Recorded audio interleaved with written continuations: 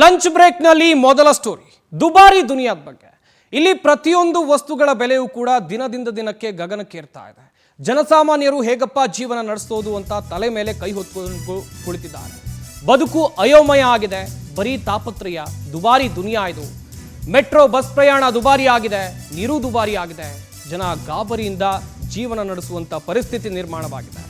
Metro ಪ್ರಯಾಣ ದರ ಅಂತ ಹೇಳಿದ್ರೆ ಟಿಕೆಟ್ ದರ 5% ಹೆಚ್ಚಳ ಮಾಡಿದೆ ಈಗಾಗಲೇ BMRCL. ಸದ್ದಿಲ್ಲದೆ ಬಸ್ ಪ್ರಯಾಣ ದರವೂ ಕೂಡ ಹೆಚ್ಚಳವನ್ನ ಮಾಡಿದೆ ಸಾರಿಗೆ ಇಲಾಖೆ. ಇದೀಗ ಜನಸಾಮಾನ್ಯರಿಗೆ ಬರಿ ಎಳೆಯೋಕ್ಕೆ ಸರ್ಕಾರ ಮುಂದಾಗಿದೆ. ಜಲಮಂಡಳಿ ಈಗ ನೀರಿನ ದರ ಏರಿಕೆ ಮಾಡುವಂತ ನಿರ್ಧಾರಕ್ಕೆ ಬಂದಿದೆ ಎನ್ನುವಂಥದ್ದು ಗೊತ್ತಾಗಿದೆ. ಕೇಂದ್ರದ ಬಜೆಟ್ನಲ್ಲೂ ಕೂಡ ಮದ್ಯಪ್ರಿಯರಿಗೆ ಶಾಕ್ ಅನ್ನ ಕೊಟ್ಟಿದ್ದಾರೆ ವಿತ್ತ ಸಚಿವೆ ನಿರ್ಮಲಾ ಸೀತಾರಾಮನ್ ಅವರು. ಶೀಘ್ರದಲ್ಲೇ ಏರಿಕೆ ಆಗಲಿದೆ ಬಿಯರ್ ದರ. ಜನರಿಗೆ ತಲೆ ಗಿರಗಿರ ಅಂತ ಇದೆ. ನಾನಾಗ್ಲೂ ಕೂಡ ಹೇಳ್ತಾ ಇದ್ದೆ, ಅಗತ್ಯ ವಸ್ತುಗಳ ಬೆಲೆ ಒಂದ್ ಕಡೆಯಲ್ಲಿ ಏರಿಕೆ ಆಗ್ತಾ ಇದ್ರೆ ಜನಸಾಮಾನ್ಯರು ನಿತ್ಯ ಸಂಚಾರಕ್ಕೆ ಉಪಯೋಗ ಮಾಡುವಂತ ಮೆಟ್ರೋ ಆಗಿರಬಹುದು, ಬಸ್ ಪ್ರಯಾಣ ದರ ಆಗಿರಬಹುದು, ಇವೆಲ್ಲವೂ ಕೂಡ ಏರಿಕೆ ಆಗಿದೆ.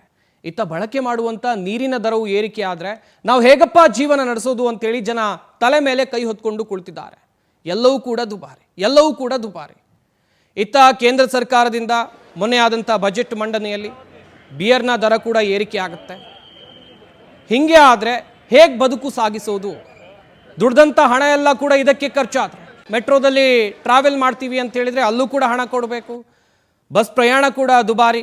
ಇತ್ತ ಮೆಟ್ರೋ ವಿಚಾರಕ್ಕೆ ಬರೋದಾದರೆ ಮೆಟ್ರೋದಲ್ಲಿ ಕಾಲಿಡೋದಕ್ಕೂ ಕೂಡ ಜಾಗ ಇರೋದಲ್ಲ.